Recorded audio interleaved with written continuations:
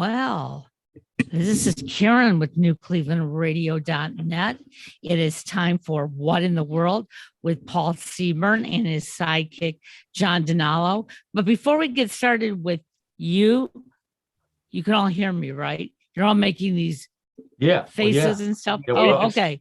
Yeah, but before we get started, I want to congratulate my friend, John Donalo, because Saturday, Michigan beat Ohio State. We didn't cover this in rehearsal. Let's clarify. They beat the stuffing out of Ohio State. Yes. Before all you Ohio State maniacs, start to conspire against us or whatever, every dog has his day. And I know it's been 10 years of misery, but we're enjoying the ride right now. Yes, we are. This is not paranormal news. This is not weird news. Although it is weird. Oh, yes, it is weird news. Actually win a game. You have to admit that for sure. But it was exciting. We had a good time. We had a couple of my friends came over and watched. Well, congratulations to all the Michigan fans and who knows? We shouldn't be talking about Cleveland sports or Ohio sports today. After this last weekend, so that's true. Monday move on to something else. Monday night's game was a rough one. Yeah, it really was. It's a big world, and we got a lot of other things to talk about. Yes, we do. There is no football.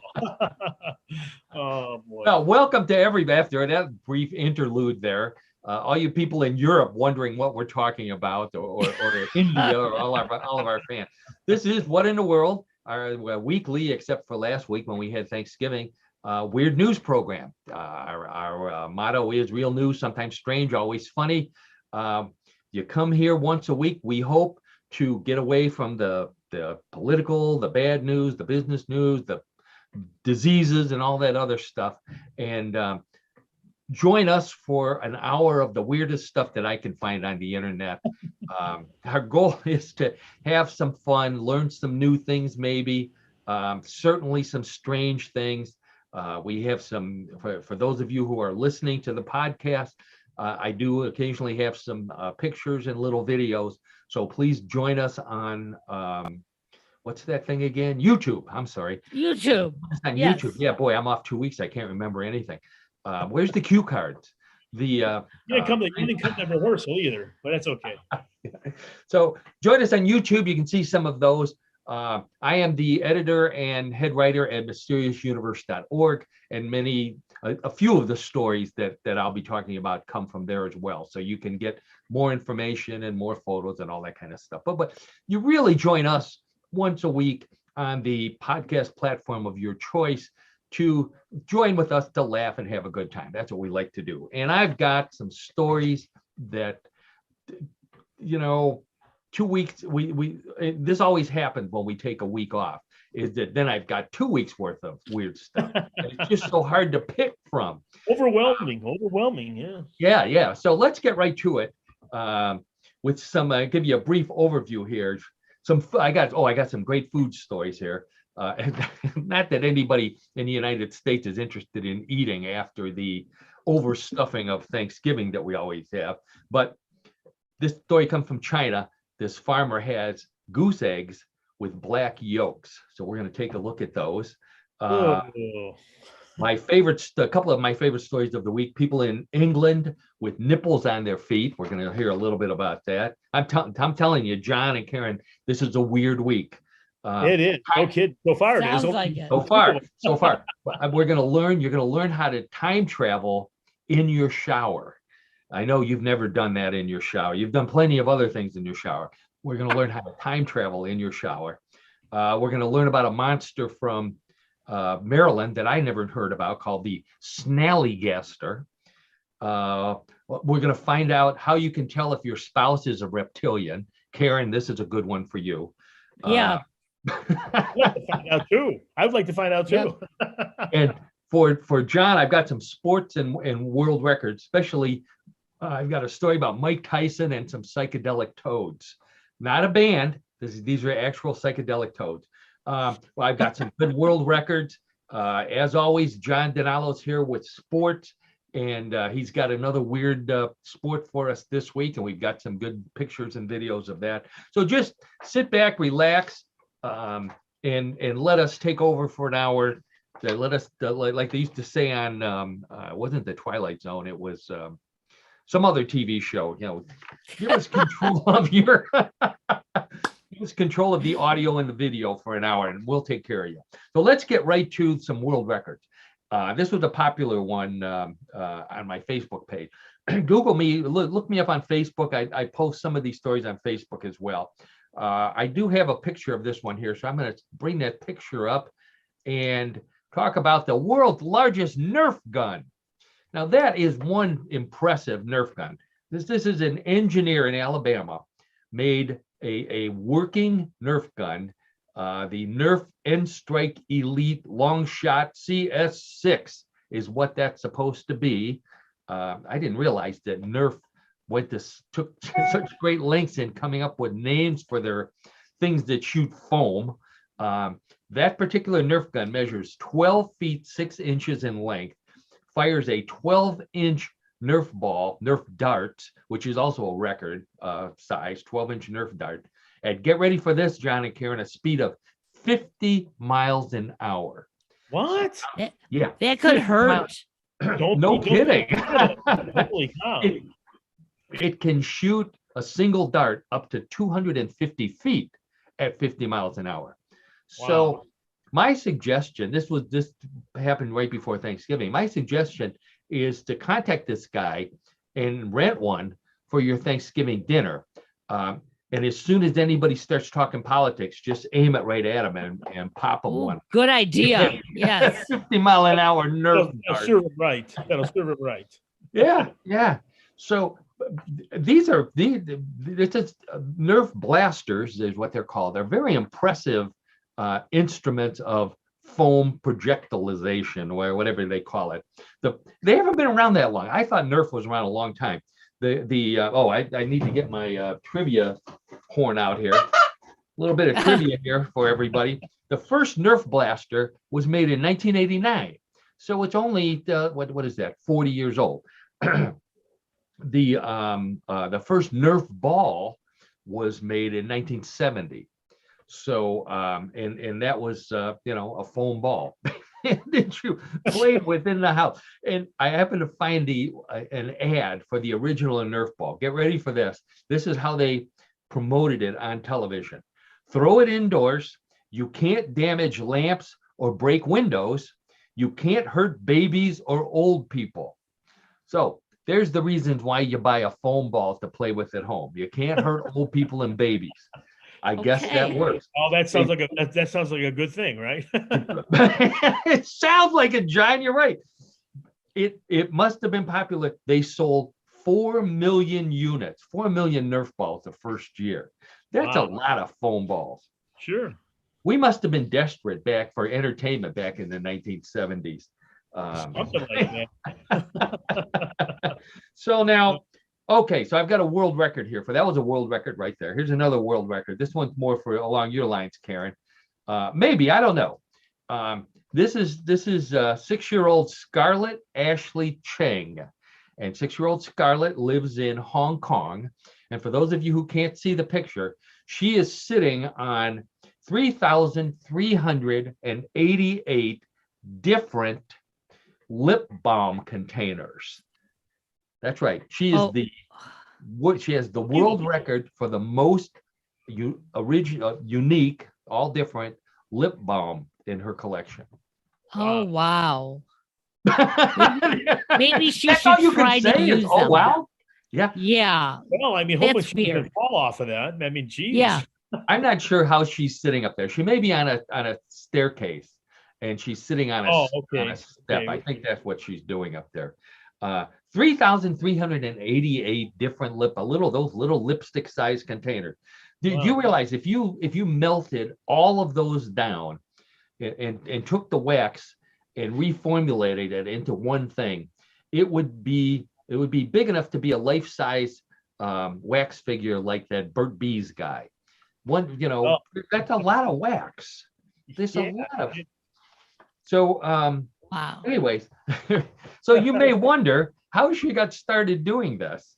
And Yeah. little, How did she get started? well, little Scarlett said in the interview, it all started with having dry lips when I was little. What do you think? Yeah. Yeah, next thing you know, this is worse than dry lips, obviously. Yeah. She doesn't. Yeah. She's waxing her car with that stuff because you can't use 3,000 lips, whatever you call them, lip balms. And she's only 6 years old. How could she do this? And she notices when she was little. When she was little, yeah, What she's is she 6 years old. Yeah. When I was little, I Wow. started collecting these things. Somebody else must be involved with it. I think she has an older sister who's 8. Must be, urging her. That's her Yeah. accomplice or something, right? So Yeah. she's got all of them. She's got Burt's Bees. She's got I don't even know all the brands, and she's got Chapstick, which is what I wanted to talk about, because that's the one everybody knows. Right. So yeah.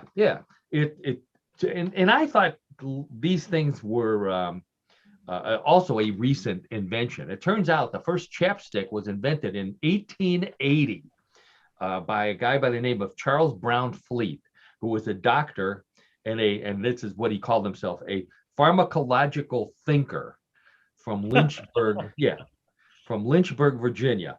Okay. So he must have had little girls coming to his pharmacy wanting something for their dry lips, and he didn't know what to give them. So he came up with a thing that looked like a candle, which it probably was, without a wick, and he wrapped foil around it. And he said, "Here, just rub this on your lips." Well, obviously that was not as cool as these lip balms that this little girl is selling. So, but he managed to sell the idea to another guy. This guy's name was John Morton. In 1912, John Morton bought the rights to his lip device for $5. So he didn't make a whole lot of money on this deal. Yeah. So John Morton takes this home and to his wife, Mrs. Morton, and he says, "Look, honey, I bought this lip balm from the guy down the street. We need to figure out how we can sell this." So she says to him, "Well, it's too damn big, Mr. Morton, John." She says, give it to me. So this is a true story. Mrs. Morton goes out to the stove and she melts it down. She cools it down enough that she can slice it, and she cuts it into little pieces, little tubes, and that became the actual first chapstick. Wow. Invented by Mrs. Morton. They sold it for a huge profit in 1963 to the Robbins Company, which I think owns it today. So, John, here's my trivia. A quick trivia question for you. The chapstick. Sure. Not that long ago, probably in the 90s and 2000s, 2 very famous sports figures advertised chapstick on television. Can you name at least one of them? And Karen, you can play along with this one too. One of them is easy if you say the name chapstick often enough. The other one is a little bit more obscure. Well, isn't one that Susie, somebody, the snowboarder? She was a skier, Susie Chapman. Oh, yes. Okay. They called her Susie Chapstick because her name sounded vaguely like. What a great deal for her. Right. Yeah. Beautiful. Yep. So, John, you don't have the other one? No, I don't, Paul. Dr. J, Dr. Julius Irving. Really? He would advertise chapstick. He called himself Dr. Chapstick, and he would tell young children like a little girl here about the great things that chapstick can do.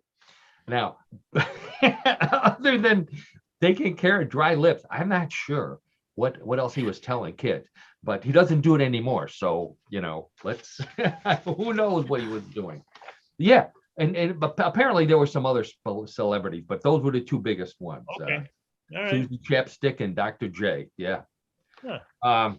Okay. So another doctor story here. Now get ready for this one. This British doctor was cataloging weird stories on TikTok, which is the home of weird stories outside of What in the World. And one of the weirdest stories that he had in his practice is the strangest place he ever saw a woman have a nipple on her body. Okay, so he's examining her, and she says, "Hey, doc, take a look at this." And I'm going to show you what she had was a nipple on the bottom of her foot.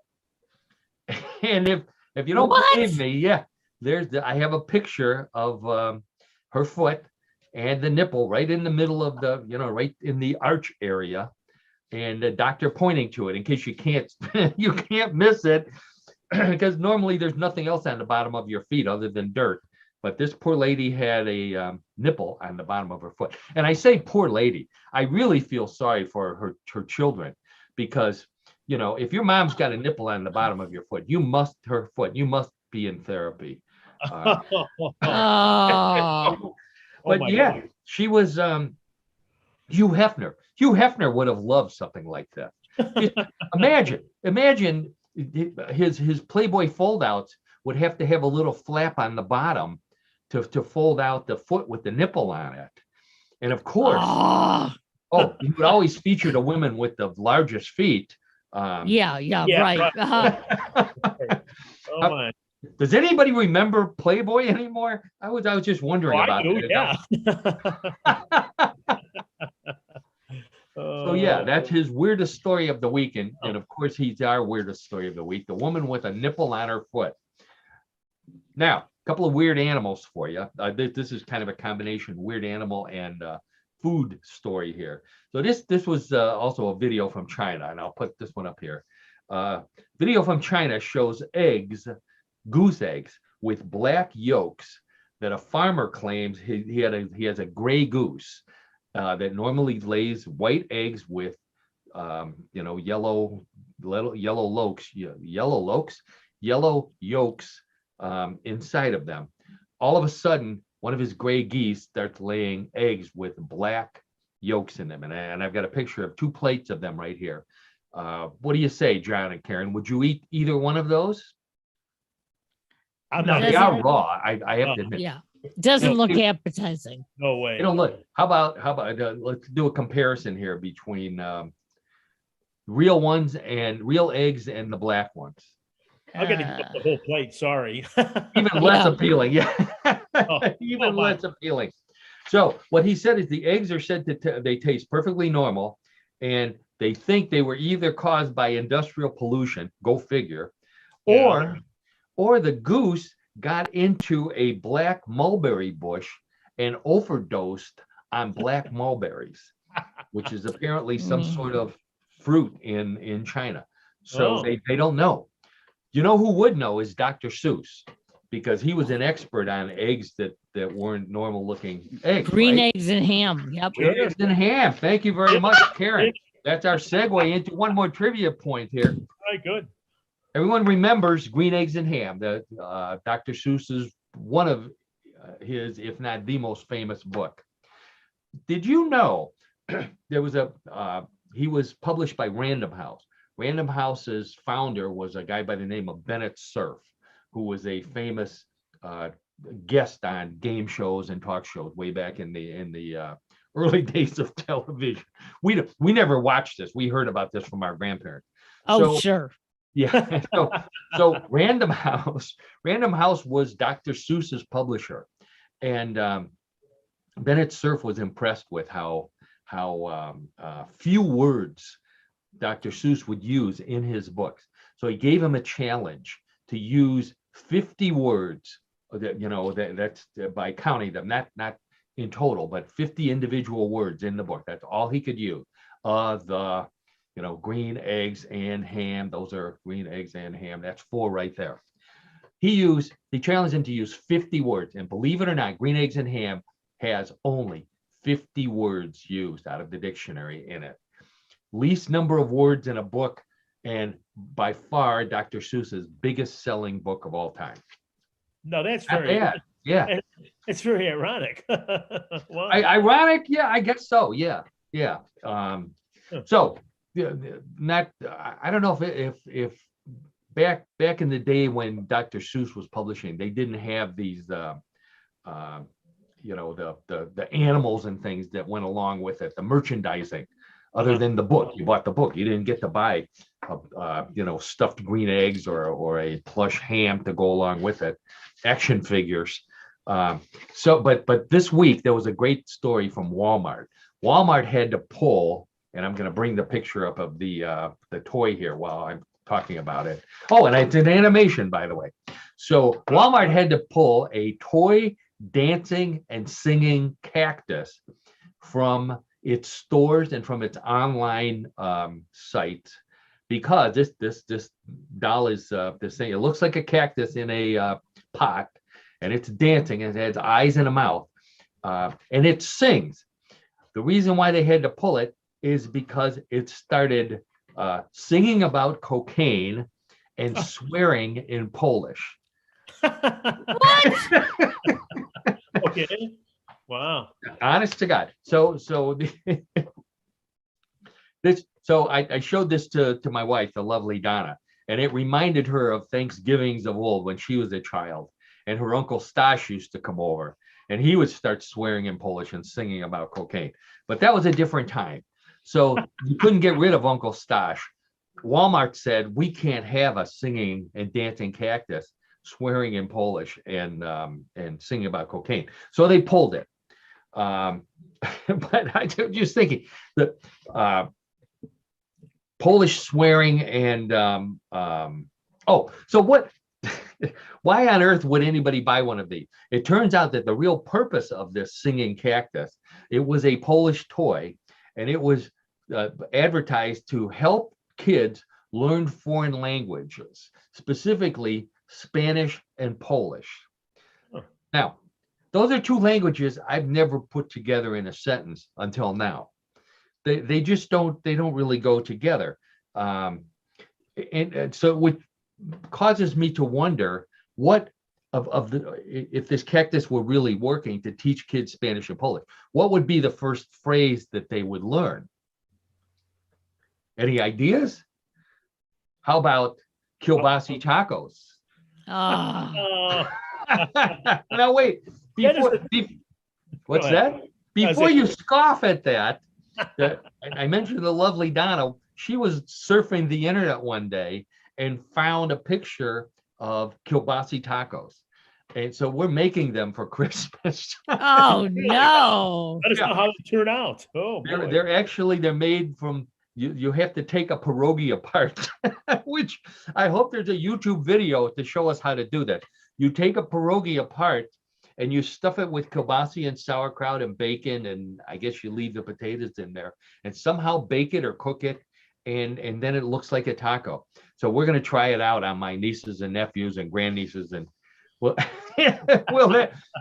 tune in for our show the first of the year to find out how the kielbasi tacos went. So how did this happen, you may ask, that all of a sudden this cactus is swearing in Polish? It turns out that the music that they used was from a Polish rapper.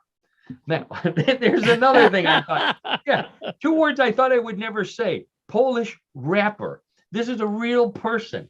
In fact, I have a picture of him. We'll get the dancing cactus. There he is. Yep. His name is Cepas. C-Y-P-I-S. Cepas. I don't know if I'm pronouncing that right. If he's listening, I apologize. I didn't get to hear the music, but apparently he's big in Poland. He's a big time Polish rapper. You know, he's got the obligatory rapper hat. He has the sunglasses on. He's smoking a cigarette. He has an album. And he even has a nickname. He's the beer barrel rapper. He even has his own rap group, Kishkas with Attitude. Oh my Lord. So this guy's an actual rapper. Apparently they didn't get his permission to use the music, and they've traced it back to a factory in China that apparently got their orders mixed up, and somehow they ended up with his rap music. So now he's suing them because they didn't use it and he's not getting any money for it. Polish rapper, two words I never thought I'd say together. For my buddy Mark in Austin, that's for you, Mark. You can see what you can do with that one. So anyway, let's take that down. I don't want to look at this Polish wrapper anymore here. Oh, there we go. Three Cleveland wrappers right here. Yep. So this story comes to us from Costa Rica, right down south of here, almost couple thousand miles. That's tongue in cheek, of course. Yeah. Don't tune into What in the World for geography lesson. That won't help you. No, we won't help with geography. So this story, I didn't think I was going to talk about it.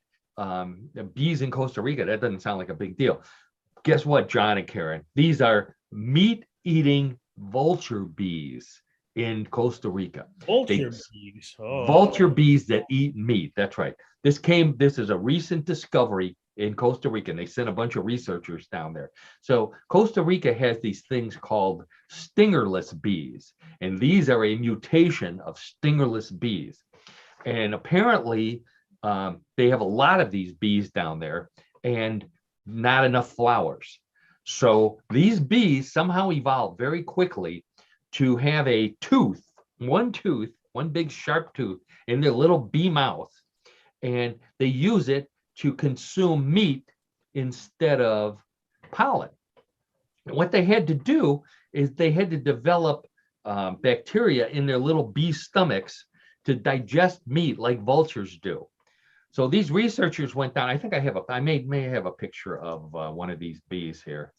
There's our Polish wrapper friend again. So if you don't believe me, that's a flour that they made out of chicken to fool them. Oh.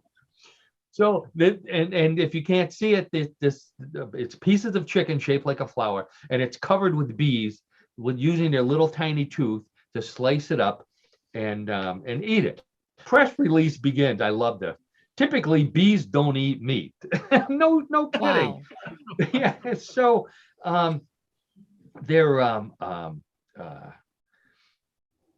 lost my place here. Oh, so they have this bacteria that is the exact bacteria that vultures have in their stomach, so that they can eat rotten meat. Eating rotten meat is not good for you. Anybody who's ever tried to do that, either on purpose or accidentally, it's going to make you very sick. Doesn't make these bees sick. Doesn't make vultures sick. Now, this is going to make you sick, Karen. This is how they don't normally get chicken flowers. They normally find a dead animal in the Costa Rican jungle, and they go, oh my God, they start buzzing and humming, and they all swoop in, and the first thing they go for is the eyes. So, and apparently vultures do this too. So the bees swarm around, they go for the eyes. Once they cut through the eyes, then they eat into the brain through the eye cavity. And they carry little pieces. They don't eat it there. But what they do is they cut it up, and they have little baskets. This is unbelievable. They have little baskets on their legs, and they fill up the little baskets with meat, and they fly back to the hive. And then they have little storage areas where they store it to make it rot even more, I guess. But they seal off the storage area so it doesn't affect the honey. Because believe it or not, these rotten meat eating bees actually make honey. And the honey, according to the people who try it, tastes just as good as regular honey from bees that fly around regular flowers. How about that? Oh, so Karen, are you scoffing at that, or? Yeah, just a little bit. Oh. So anyway, so there's our so they store it in these little chambers, and they make honey, and they actually sell it, and apparently people fight over it. Really? Wow. Yeah. What would you put on the label? Made from real dead bees. Like made from local flowers, made from local dead carrion. But going back to our previous story, what would you put on the little container of lip balm? And does the little girl in Hong Kong have one? Oh, Barf's Bees, I think it's called. Oh, little play on words there, Paul. Very good. all I can say is this is probably one of the weirdest animal stories I've ever said. So they that's what they did. They evolved to eat meat instead of nectar. Now I've got another. So this is nature. This is not a monster. This is nature. I've got a monster story for us here, and this one comes from Maryland. If any of our podcast listeners are in Maryland right now, you may know about this. You may not. This is this was in the news this week because this particular monster is getting their own museum. So they made it in the monster world. The monster is called a Snallygaster. I'm going to put a picture up here of, because John, I know you want to see what they look like in real life. Whoa. Oh, this is a pretty gross looking thing. Pretty hideous, yeah. Yeah. The Snallygaster, this is the American Snallygaster, because there's also a German Snallygaster. It's a German word. The roots of the word go back to the German word Schneller Geist. So Geist means ghost, and Schneller, if you remember the old movies, the World War II movies or Hogan's Heroes, when the German officers wanted people to move quickly, they would say Schnell, Schnell, which means quick. So that's what this means, quick ghost. That doesn't look like a ghost, by the way. But no. Wow. So according to the local paper, which is called the Daily Yonder, that's my new favorite newspaper, the Daily Yonder. Sarah Cooper is opening this museum to the Snallygaster, and it has it's a half bird, half reptile. It has a metal beak, which I can't see that from the picture here. Sharp teeth, and those teeth don't look very sharp. Red eyes. It's got its eyes closed. We can't see those. But the best part is the ability to silently swoop down, grab humans with his octopus tentacles, and carry them off to suck their blood. So it's kind of a flying chupacabra variation in Maryland, the Snallygaster. According to legend, the way you protect yourself from one is you paint a 7-pointed star either on your barn if you want to protect your animals, or on your door if you want to protect the people inside. And the Snallygaster, for some reason, is terrified of a 7-point star. Wow. So this sounds like something that the Native Americans made up to scare the white Europeans from taking over the land, which obviously didn't work. But believe it, let me tell you how legitimate this monster is. So the story started in the 1700s. In the 1900s, okay, the previous century, the Smithsonian Institute offered a reward for the hide of a Snallygaster. Absolutely legitimate thing. But there were so many people who believed it, including a gentleman by the name of Theodore Roosevelt, who, before he became president of the United States, was a big game hunter. And he actually canceled a safari to somewhere, probably Africa, to go hunting for the Snallygaster in Maryland. Now, you didn't read about that in the history books because he didn't kill one. But that's the actual former president of the United States. Wow. Not many presidents or former presidents can make the claim that they went hunting for a Snallygaster. Really? Oh, the sworn enemy of the Snallygaster is the Dwayyo, which is a dog man kind of creature, kind of a werewolf kind of creature that apparently can kill the Snallygaster. And they have hunts for both of these to this day in Maryland. I thought that's got to be that's the wildest thing I've heard. That's the wildest I've heard in weeks. A monster I've never heard of. So yeah, now right, here's a monster you have heard of, and that's Mike Tyson. Former world heavyweight champion Mike Tyson was in the news this week. He claimed he lost 100 pounds, and he's in a good enough shape to return to the boxing ring because he now smokes the venom of psychedelic toads 7 or 8 times a day. Now, John, we've done that before, haven't we? I mean, that's just a humorous story. believe it or not, Mike Tyson, not only does he smoke the venom of psychedelic toad, he raises them. So he doesn't have to go to the psychedelic toad pusher or the drugstore and be embarrassed when they're out of it. He raises his own, so he has a nursery of them. Wow. George Foreman heard this. George Foreman said, 100 pounds. He could have lost 100 pounds just by buying one of my George Foreman grills. Oh, there you go. Capitalism at its best. But Yeah. wait a minute. I was saying, Yeah. Mike Tyson's got to be in his 50s, right? Easily, yeah. He's in it. I think he's in his mid-50s. He wants to make a comeback. He wants to make another comeback. He could lose weight just by not biting other fighters in the ear. Well, your reputation it goes with you. Boy, no kidding. That's right. Okay, so now this was for Karen. I mentioned before about how you can tell if your spouse is a reptilian. Now, we've wondered that about your husband before, whether he's a shapeshifter from another planet. And you say no. Well, now you're going to find out how to test him. So this is from Mysterious Universe. This lady. I'm leaning in to hear this. Okay, Sharon Gilbert is her name, and Sharon went on to get ready for this, the Jim Baker show. Now, and that is the Jim Baker, the one who was married to Tammy Faye Baker and had all the scandal. Believe it or not, he's out of jail and he has his own television show. So if you want somebody to believe you, you don't go on his show. You go on, the CBS Morning News or something like that. So she goes on the Jim Baker show, and she tells this story about her and her husband, Derek.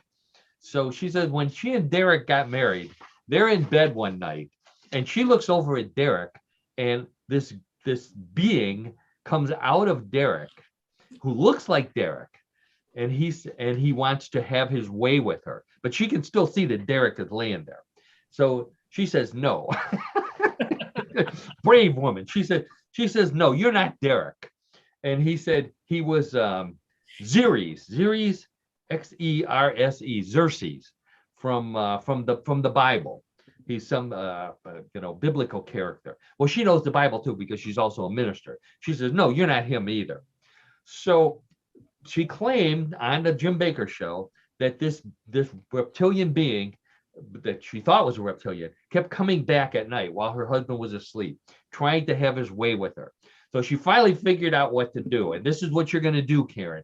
If one night your spouse wakes up and wants to have his way with you and you're not ready for it, you grab his face and you pull.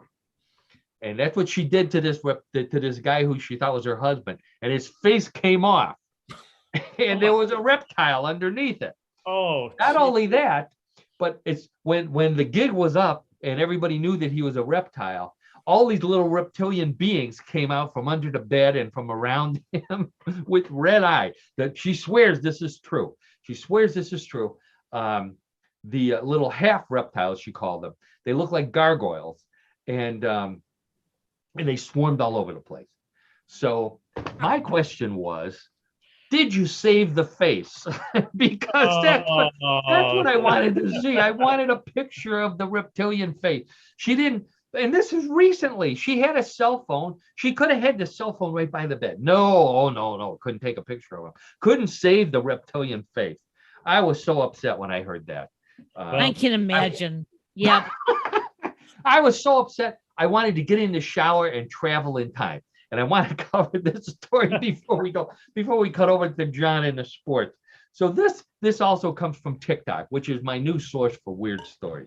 So this lady, Katie Rocks is her name. A cool name. She sounds like a singer, Katie Rocks. So Katie Rocks gets on TikTok, and she says that she can travel between dimensions as a time. She calls herself a time shifter, a timeline shifter. So it's a weird form of time travel. And how she knows she can do this, she was on a school trip, so she's not that old, to Paris. And she claims that she remembers the trip is over and she's running to the airport to catch the plane. And she sees her friends and she gets on the plane and she flies home and they catch a cab and they go home. Her friends swear that she never got on the plane. And they didn't see her until they got to the destination airport, and she took a different flight. Now she swears she took the same flight. They swear she took a different flight. So she has concluded, that she was in some other dimension where she actually got on their plane. A time warp, as it would be, right? A time warp. There you go. That's right. A time warp. So she calls it a timeline shifter. So it sounds weird. It sounds like she ate some bad French food while she was there and was hallucinating, except she puts it on TikTok, and someone else who does it contacts her and says, oh, I know how to do this, and here's how you can do it for yourself at home. So get your notepads ready, kids. This comes from and I got to get her title straight. TikTok Master Manifester Marian Valenza is her name. She is a money, mindset, and manifestation maven.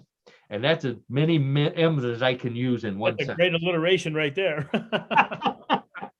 So she says, oh, I do this all the time. Here's how you do it. She says, one, you have to give yourself enough time because you don't want to rush. You want to do it with intentionality. Two, you get in the shower. You get in the shower. You turn the hot water on, and you soap yourself up. So far so good. I can handle this. She says you use hot warm water and really cover your entire body and get soaking wet, because shampoo and lather with a strong smelling scent like orange or cinnamon sets the mood. Okay, so I'm all set. I'm all soaped up. I don't have any orange. I just took an orange and I squeezed it on myself. Got a little cinnamon from my breakfast cereal. I poured that on myself too. Okay, so I'm all set to go. I'm ready to go to another dimension. Then comes step 3, which made me pause. Turn off the hot water and turn on the cold water. Ouch. Yeah, you rinse yourself off with the coldest possible temperature you can get. And when you feel your body head to toe covered with cold water running down you, you take 3 to 8, no less than 3, no more than 8 deep breaths. And while you're doing that, you assume that you are now in another dimension, and that's when the shift happens to another timeline. The hot to cold is what does the shift. Well, I'm not going to get taking a cold shower for anybody. So I'm happy in the dimension that I'm in. So that's how you go that's how you get into this time warp. So apparently this Rock lady, she tried it and she claims that it works. So she endorses it, big endorsement of this hot to cold shower timeline shifting. So if this catches on, John and Karen, what's going to happen is we're going to have a soap shortage, number one. We're going to have people disappearing, and all that's left is a cold shower with running water in there. And people are going to, all of a sudden, the water's going to build up in the tub and overflow and leak into the next. That's how they're going to find out that their spouse is not a reptilian. They're a timeline shifter, and they've shifted into another dimension. So Karen, watch out for that too, because Rich might try something like that. Yeah, he might, especially since he's out of town. Oh, there you go. Oh, he's in a hotel, so he can experiment all he wants. Yeah, he could come back without driving. How about that? Wow. And then he has to go back and get his car. What a okay. Certainly some strange stories this week on What in the World, but get ready, because it's going to get stranger, as it always does when we get to What in the World of Sports with John Donalo. My old friend from our college days, my fraternity brother, loves sports. He knows everything about every sport, or at least I thought he did. And every week I give him a challenge to come up with a new sport that we've never heard of. And I always say, make it one maybe that we could participate in. And he never follows that advice, but he definitely follows the weird sport advice. And you may have heard of this sport before, but not in the way that John is about to describe it. And if you're on YouTube, or if you're listening and you want to check us out later, I do have some pictures of this sport. So go ahead, John, and explain to us the sport that We're not going to play. But we're definitely not playing this one. I don't have an Okay. let me make a shout out to my friend Ron, who actually informed me about this sport, and I was able to do research on it. So kudos to Ron. But All right, Ron, here's- we'll blame you. yes, we can definitely blame him. So Quidditch is the game. What was the sport again? Quidditch. Quidditch. Quidditch. Okay. Well, I've heard that before. That sounds familiar. That would be.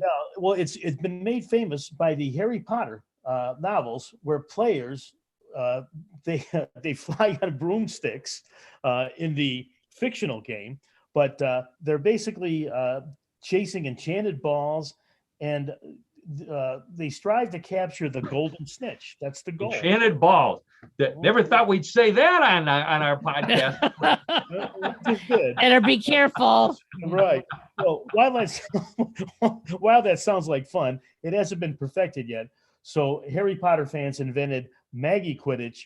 Muggle. Quidditch, excuse me. Muggle. A Muggle Quidditch to more mortals and Muggles. Muggles. But- We're Muggles. I know that much We don't about have- Harry we Potter. don't have the magical power or what have you. People who are not wizards and witches and all, and warlocks and all that are mere Muggles. Right. Anyway, so the pitches are rectangular that they compete the sport in. It's a rectangular 60 by 36 yards with 3 hoops of various sizes at either end. To score So points, The hoops, for those who are familiar with the Harry Potter version, these are attached to the ground. They're on poles attached to the ground. The exactly, hoops. They're not hanging in the air. right. And in order to score points, chasers or keepers must get the quaffle, which is a What was that again? The hit the what? quaffle. It's Hit called the quaffle, if you Yeah. know what I mean. That's for my friend Terry down in Texas. but it's a Hit slightly the quaffle, Terry. Go ahead. I'm sorry. That's okay. It's a slightly deflated volleyball, and they try to toss it into one of these 3 opposing hoops, which counts for 10 points each. In order to impede the quaffle from advancing down the pitch, chasers and keepers can circle opposing chasers and keepers, while beaters using their what's called the bludgers or dodgeballs to take out opposing players. So Do you have any? so the beaters use their bludgers Yes.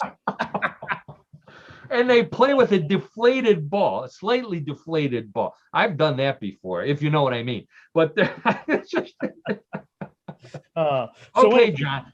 So no, and that's how you is that the only way to score points? Well, no, but once a player is hit by an opposing bludger, that player must dismount their broom, drop any ball being held, and then return to touch the hoops before being allowed back into play. Oh, So we left that part out. Here's a picture of these of players, and they have brooms between their legs, but they're running. They're not flying, obviously. Oh, this girl is jumping here. And attempting to throw the bludger or Quidditch. I'm not sure what she's trying to do with this guy. If she's a bludger or a chaser or let's hope she's a bludger. Bludger sounds like more fun. But okay, John, I'm sorry.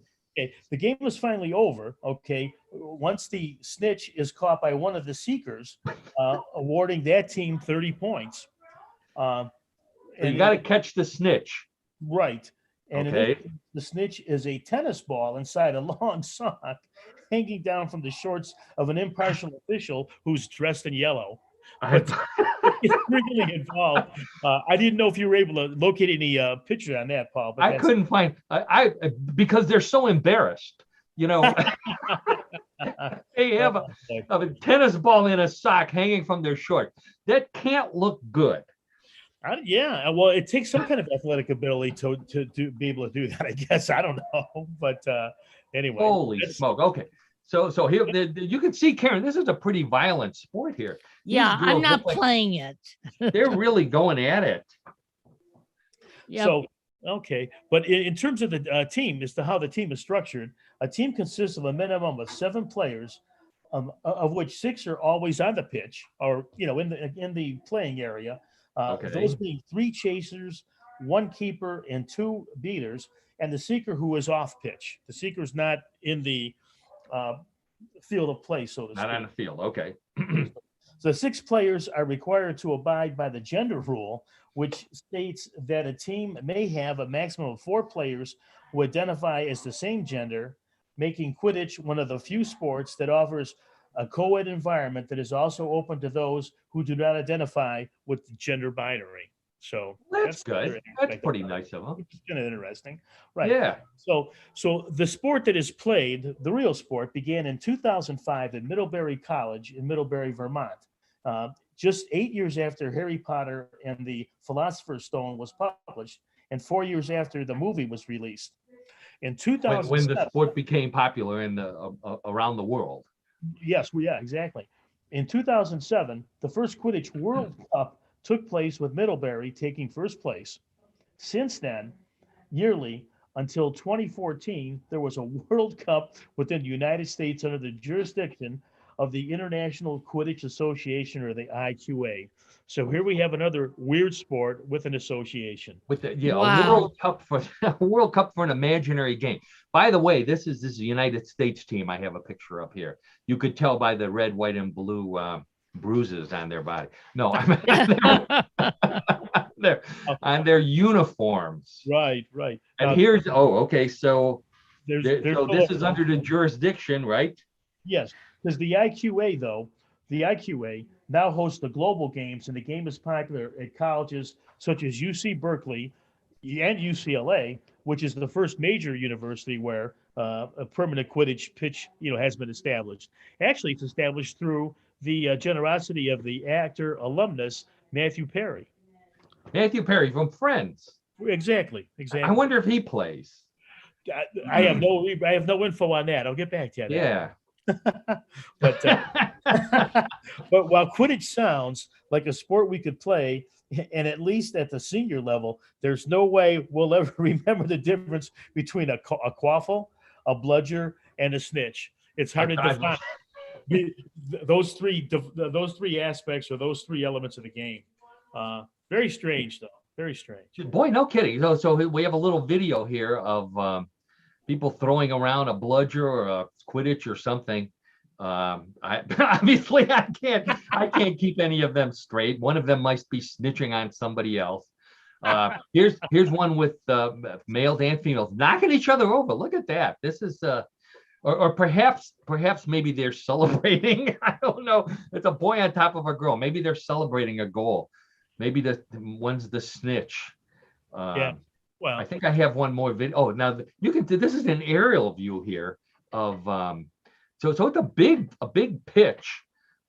It's a lot of room to run around. It's kind of a little like handball. Sure. Yeah, and these people, besides holding their brooms, they hit each other with the ball, and that might be a fun sport. And John always deceives us because he says he would never participate in a sport like whatever it is he's talking about. And I found a video from our college days of John participating in a sport. Now, obviously, this was before the Harry Potter movie, but this sport looks very similar to this Quidditch game that he just talked about. Let's see if I can find that video of John over here playing. There he is. Oh. He's the master of the broom right there. Look at that. I don't see the ball anywhere there, though, John. Well, that's just part of my deception, quite frankly. So this is the video of a handsome young man, which John was back in the day, using decades ago. It still is, yes. So I said young man. He's no longer a young man. He's a senior. He's a senior Quidditch player here. Oh boy. So anyway, there we go. So again, what a sport to dig up and spring upon us, John. Well, again, we have to thank my friend Ron, who actually he said, in fact, he could look this up and said this might be a good aspect for you to try. So would he play this sport? I don't think he would. I just think he would. Would he bet on it? That's a real question. He would bet on it. Yes, he would. Sure. I would say that. Get season tickets. That's the next. So we'll leave it at that. We'll leave it at that. Thank you, Ron. Thank you. All right. Well, speaking of betting, thank you, John, and thank you, Ron. That was, as always, What in the World of Sports is that's perhaps the weirdest part of What in the World. Until we get to the next segment, which is Bluff the Co-host, everybody's favorite weird news game. Once a week, when the show's almost over, I come up with 3 stories that are similar to the ones that we've been talking about this afternoon, with the one difference, and that is that although the stories we talked about are true, these 3 may or may not be. They could be true, they could be a bluff, and it's up to Karen and John and you playing on the podcast to decide which they are. And of course, we have permission from YouTube and from all the podcast platform to allow wagering. So go ahead and place your bets. Karen and John, put your hands on the buzzers, and let's get right to Bluff the Co-host story number 1. By the way, I think these all have a theme. These are all animal related. So Wow. Here we go. Okay. Story number 1. There are plenty of fishing tournaments for humans, but a small town in Tennessee claims it has the world's only fishing tournament for dogs. It's called the Bark and Bass Tournament, and it's held annually in late September at the Chickamauga Lake, a small lake near Nashville that happens to be filled with fish that dogs like, a rare kind of Tennessee smallmouth bass found only in this particular lake. Local fishermen got the idea for the tournament when they saw dogs swimming in the lake and catching fish, and decided to turn it into a competition and a reason to drink beer. The dog who brings in the biggest bass during the 2-hour competition gets free dog food for a year, his owner gets a trophy, and all of the competitors get to keep the fish that they catch. So, the Bark and Bass Fishing Tournament for dogs in Tennessee. What do you say, Karen? Real or bluff? Wow. It's got to be real. It's so weird. Tennessee. That's the way they are in Tennessee, right? Okay. Yep. All right. So Karen says it's real. John, how about you? What do you think it is? Yeah, I could go either way on this one, but I'm going to say it's a bluff. John says it's a bluff. You can't imagine a sport like that. I just can't. All the weird sports you come up with, you can't imagine Bark and Bass? I have many weird sports I'm researching and looking at here, but I just think this one is real. I got to say it's a bluff. John says it's a bluff. Okay, so John says it's a bluff. Karen says it's real. Let's check with the judges. And the judges say there's no such thing as bark and bass. Sorry, Karen. John's got the first points here. Yeah, he did. John. All right. John was studying up on his his Thanksgiving vacation. So Yes, I was. also, by the way, John is no longer wearing his glasses, so he can see better too. This is a big day for John. So let's see if we can keep it going here with story number 2. Hands on the buzzers. Here we go. Most people are already tired of hearing the barking jingle bells this holiday season, and believe it or not, one dog in Minnesota is too. Her owner's son has been playing it constantly, and the owner claims that the dog hates it so much it went over to a toy xylophone on the floor and started banging on it to drown out the sound of the recording. It was noise at first, but all of a sudden they noticed the dog was starting to match the notes and playing jingle bells along with the song.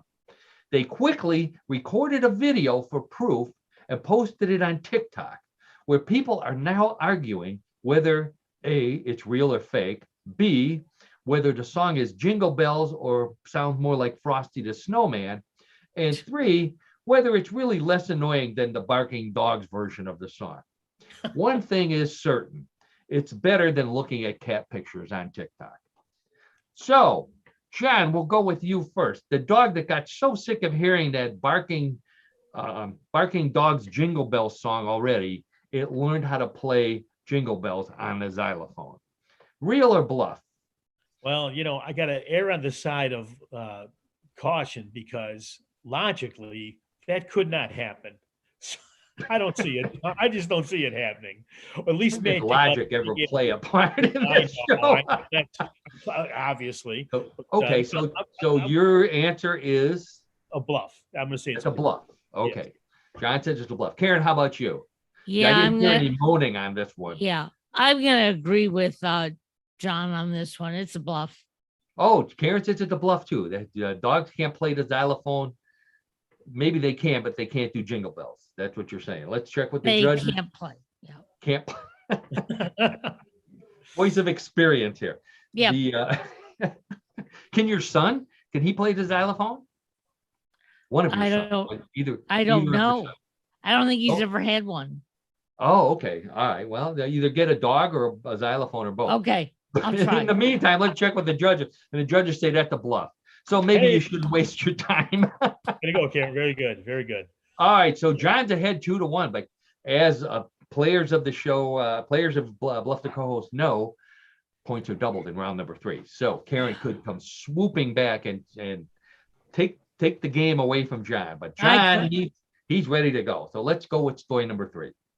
Did you know that there are bears in New Jersey? Neither did a woman who just moved there recently and woke up one morning after she heard a noise at the door, only to find it was a bear that had pushed her front door open. She managed to grab her phone and make a video of what happened next. Not knowing what to do, she first yelled at the bear to get out and close the door behind it. And that's exactly what happened. It grabbed the doorknob in its mouth and pulled it shut. She took the video, posted it on social media, and it opened up on the evening news, where she was terrified to learn that there are actually thousands of bears in New Jersey, including one that can open doors, while residents and close doors. Residents of New Jersey were terrified to learn that this bear may be teaching other bears how to open and close doors with its mouth. So they all learn how to do it. What do you say, Karen? The bear that can open and close doors, the New Jersey bear that can open and close doors with its mouth, real or bluff? Well, unless it's Chris Christie, I'm going to say no.